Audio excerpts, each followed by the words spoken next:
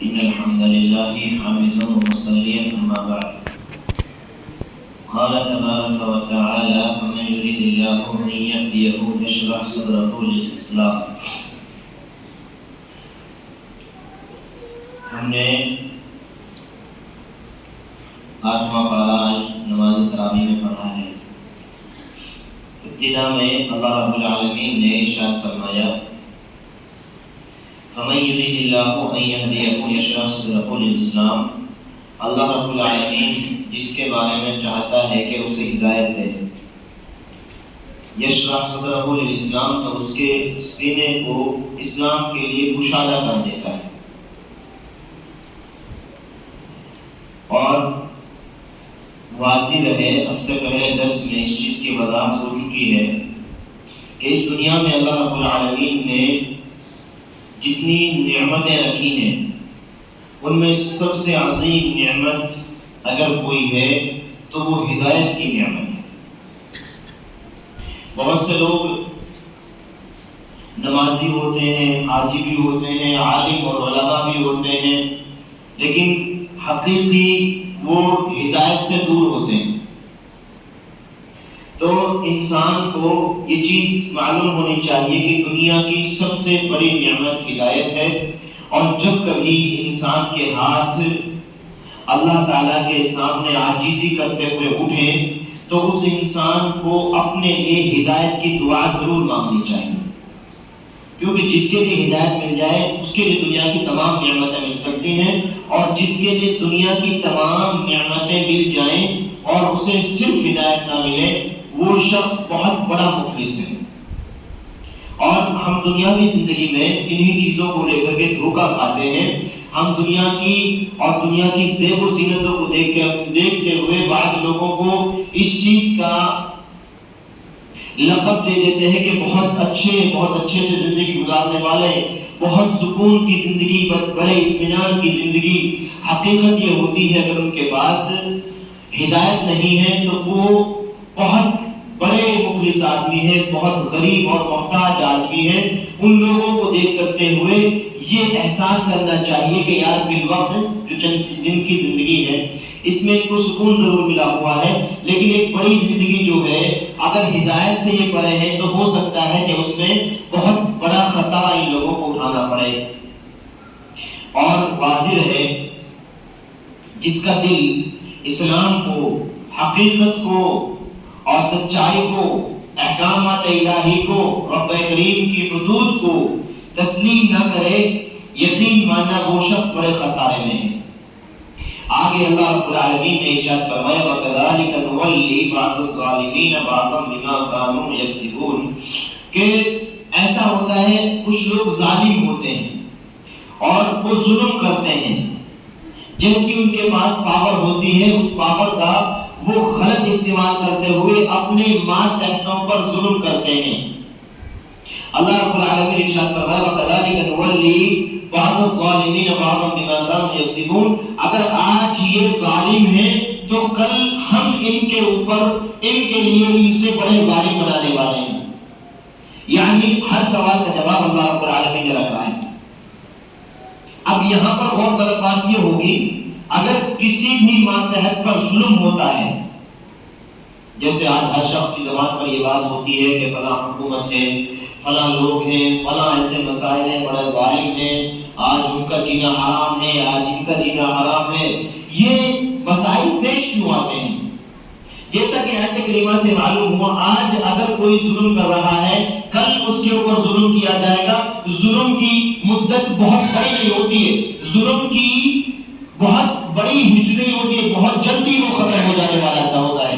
جتنا زیادہ ظلم عروج پکڑتا ہے، زیادہ ہوتا ہے، وہ اتنا ہی قریب اس کی شکست ہوتی ہے. معلوم ہوتا ہے اگر کسی کے اوپر ظلم ہوتا ہے تو اسے خود محسوس کرنا چاہیے کہ میں خود کتنا بڑا ظالم. اگر وہ ظالم نہ ہوتا تو آج اس کے ظلم کا بھی نمبر نہ آتا. اگر مسائل امت مسلمہ کے پیش کیے جائیں تو بخوبی معلوم ہو جائے گا کہ خود مسلمانوں نے اپنے اوپر، اپنے اولادوں کے اوپر، اپنے بچوں کے اوپر، اپنی بیویوں کے اوپر، اپنے گھروں میں کتنے ظلم اور زیادتی کی ہے، خود اپنے نفسوں پر کتنا ظلم کیا ہے، اللہ کے حقوق کو، اس کی حدود کو کتنا پیر و تلے روندا ہے۔ اگر غور کرے تو اسے معلوم ہوگا کہ آج جتنے ظلم ہمارے اوپر ہو رہے ہیں وہ کم ہیں اور زیادہ ہونے چاہیے۔ بس فرق اتنا ہے، ہمارے پاس اپنے گھر کی پاور ہے اور کسی کے پاس ایک بازار کی، ایک قصبے کی، ایک ڈسٹرکٹ کی اور ایک صوبے کی پاور ہے، وہ اس پر ظلم کرتا ہے، ہم اپنے ماتحتوں پر ظلم کرتے ہیں۔ بھلا بتائے، اپنی اولاد کو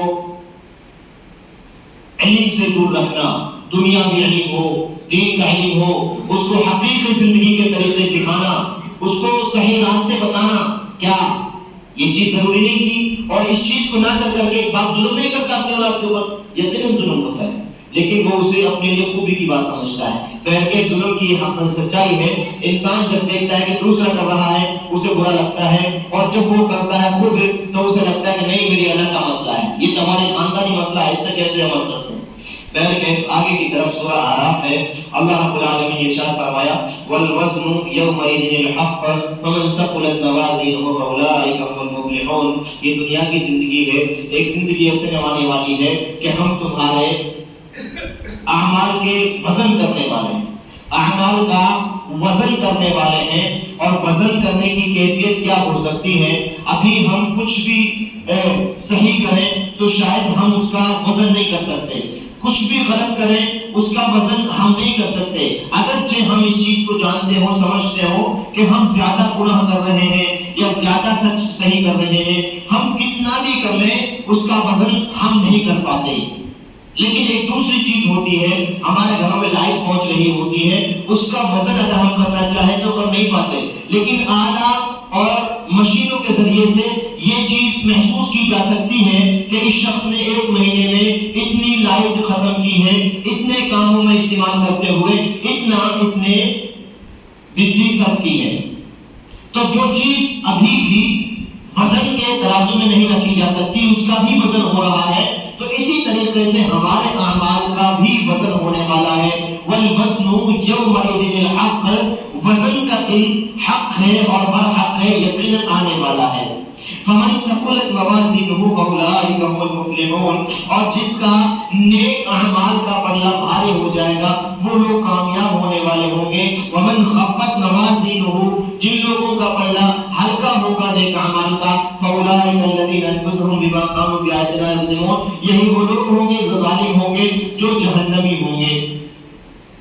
آگے کچھ لوگ ایسے بھی ہوں گے جن کا دونوں کا پلہ برابر ہوگا، اور جن کے زیادہ اعمال ہیں اللہ تعالیٰ جنت میں داخل کر رہا ہوگا، جن کے کم اعمال ہیں ان کو جہنم میں داخل کر رہا ہوگا، کچھ کے برابر ہیں ان کو اللہ رب العالمین اعراف پہ روک دے گا۔ اعراف ایک اونچی جگہ ہوگی جو دونوں کا منظر دیکھ رہے ہوں گے، اور وہ دیکھتے ہوئے کہیں گے اللہ یہ جنتی کتنی اچھی جگہوں میں ہیں، اللہ تو ہمیں ان میں داخل کر دے۔ اسی طریقے سے جب وہ جہنمیوں کو دیکھیں گے تو کہیں گے کہ اللہ ان لوگوں سے بچانا، یہ ظالم لوگ ہیں، ابھی وہ جنت میں بھی نہیں ہے، جہنم میں بھی نہیں ہے، بیچ میں دونوں کا مناظر اور نظارہ کر رہے ہیں، اور کہہ رہے ہیں وَنَادَوْا أَصْحَابَ الْجَنَّةِ أَنْ سَلَامٌ عَلَيْكُمْ، اے اہل جنتیوں السلام علیکم، دور سے بیٹھے ہوئے سلام کر رہے ہوں گے اور سلامتی بھیج رہے ہوں گے، اور کہہ رہے ہوں گے السلام علیکم وَيَدْخُلُهَا وَيَطْمَعُونَ، ہم بھی چاہتے ہیں کہ تمہارے ساتھ داخل کر دیے جائیں۔ اللہ رب العالمین ان کو بھی اپنا فضل و کرم کرتے ہوئے جنت میں داخل کر دے گا۔ بہرکیف ہمیں بھی اپنے اعمال کے لیے رب کریم سے دعا کرنی چاہیے کہ اللہ تعالیٰ ہمارے اعمال کی اصلاح فرما دے، ہمارے اعمال کو صحیح کر دے، ہمیں اللہ کے نبی کے طریقے پر نیک عمل کرنے کی توفیق دے دے، ورنہ اعمال ایسے بھی ہوں گے انسان کرتا رہتا ہے اور اس کے اعمال اللہ کے نبی کے طریقے کے مطابق نہیں ہوتے تو اس کے اعمال اس کے منہ پر پھینک دیے جائیں گے۔ ایک آخری بات، جب آدم علیہ السلام کو جنت میں داخل کیا گیا اور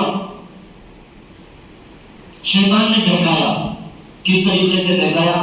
کیا کر رہے ہو، کیا کھا رہے ہو، سب کچھ کھا رہے ہیں، کہاں جا رہے ہو، سب پوری جنت میں گھوم رہے ہیں، اور اس کے بعد کہاں نہیں جا سکتے، اس پیڑ کی طرف نہیں جا سکتے، کہا اس کی طرف تو چیز ہے، اسی کی طرف تو ذائقہ ہے، اسی کی طرف تو اصل زندگی ہے۔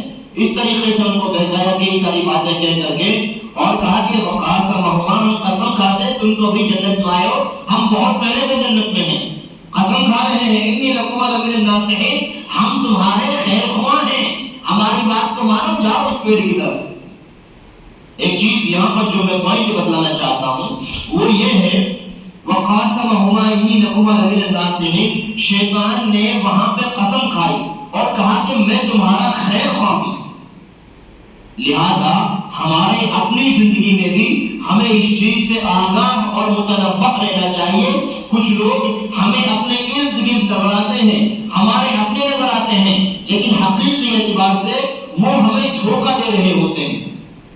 آج کا مسلمان بہت جلدی اور بہت آسانی کے ساتھ چالاکیوں میں پھنسنے والا ہوتا ہے، اور اپنے سے چھوٹا سا بگاڑ ہو جائے تو بڑی دشمنیاں پیدا کر لیتا ہے، اور دوسروں کے سامنے بڑے جوتوں کو سیدھا کرنا اس کا مقدر بن چکا ہوتا ہے، اور وہ اسی کو اپنی خوش نصیبی اور خوش قسمتی سمجھتا ہے۔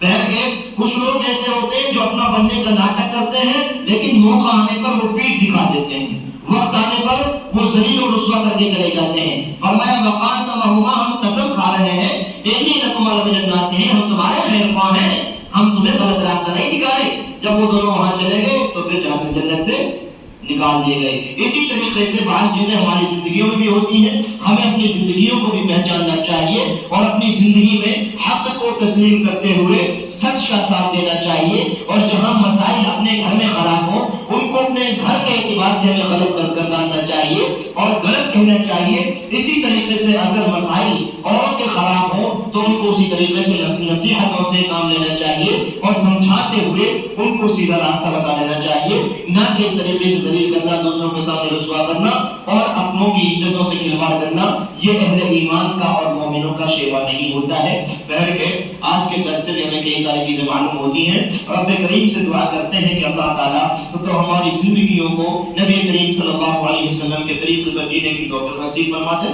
اللہ ہم جو قرآن کی آیتوں کو سنتے ہیں، الہ الذین ان آیتوں کو ہماری زندگیوں میں پوری طریقے سے تو ڈھال دے۔ اللہ تو ہمارے سینوں کو اپنے اسلام کے لیے، اپنی شریعت کے لیے، اپنے دین کے لیے مولا کریم کشادہ کر دے۔ اللہ تو ہمارے سینوں میں اسلام کو بھر دے۔ آمین۔ وآخر دعوانا الحمدللہ رب العالمین، والسلام علیکم ورحمۃ اللہ۔